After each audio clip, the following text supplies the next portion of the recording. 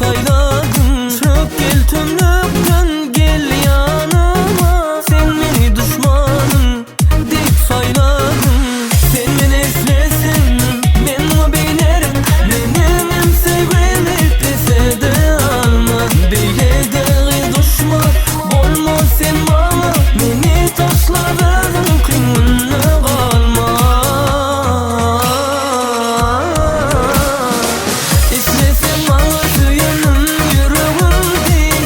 Elisine tutayım ve seni yeniden seçen. Deyip yüzlemeyin sana da canımdan. Kal gitmemin yanımda. İstesem bana tüyünüm yüreğim değil. Elisine tutayım ve seni yeniden seçen.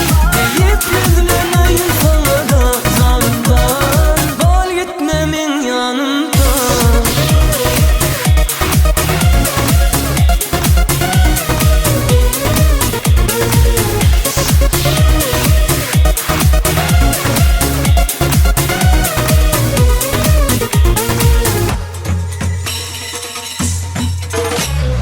Bu sözlerin yakar yüreğim. Sen sevde ahi yeri sayladım. Çok gel tümlükten gel yanıma. Sen beni düşmanım deyip sayladım. Sen beni istesen ben o beylerim.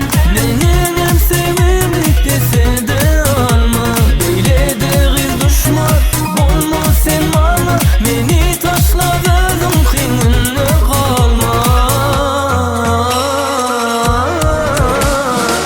İstesem bana tüyünüm yüreğim değil. Elisine tutayım ve seni yeniden seçen. Deyip yüzlemeyin sana da canımdan.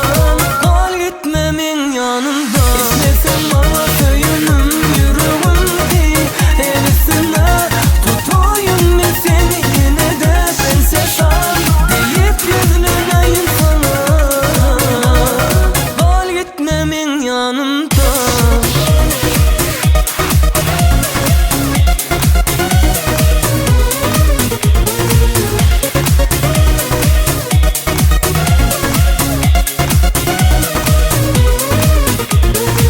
İstesem bana tüyünüm